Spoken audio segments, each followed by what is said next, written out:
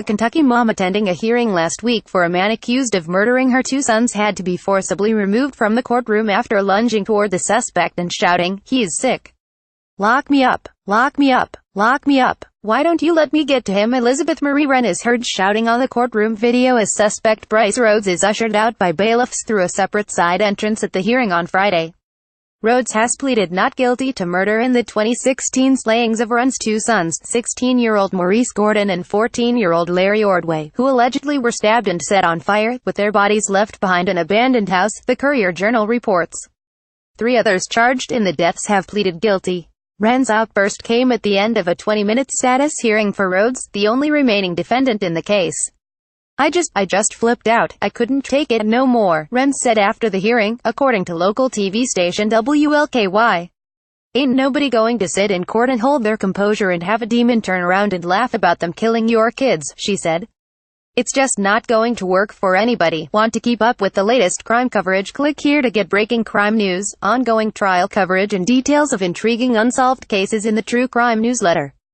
In a separate hearing on Friday, Wren told a judge she objected to a deal accepted by Corey Taylor, now 19, who pleaded guilty to 3 counts of facilitation of murder and tampering with evidence in the case, said Assistant Commonwealth's Attorney Elizabeth Jones Brown, according to the Courier-Journal.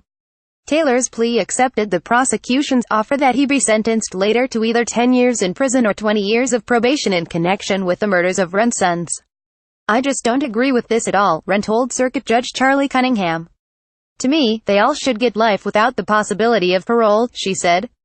"My life is gone. I suffer every day." In the same case, Anwan Carter, who was 15 at the time of the killings, pleaded guilty in 2016 to facilitation of murder and tampering with evidence. He had reportedly been charged as an adult. He remains jailed in a juvenile justice facility until he turns 18, when he will be ordered to serve the rest of his 10-year sentence in adult prison or be sentenced to 5 years probation. A fourth co-defendant, Tyrone Coleman, now 20, pleaded guilty last July to facilitation of murder, tampering with evidence and 2 counts of abuse of a corpse. He also was sentenced to 10 years in prison. For more compelling true crime coverage, follow our crime magazine on Flipboard. Prosecutors have said they will pursue the death penalty for Rhodes. He allegedly killed Wren's sons because, along with Carter and Taylor, they were present when Rhodes allegedly fatally shot another man, and Rhodes feared they would talk, according to Carter's statement to investigators. Wren said after her courtroom ouster that she wants to make sure Rhodes will answer for the allegations against him. According to reports, Rhodes does not appear to have a consistent attorney who could comment on his behalf. "We're just fighting to get justice for him to get the death penalty or life without parole," she told WLKY. "Every Sunday you go to church and you pray and you try to forgive," she said. "But the anger still builds up in your soul.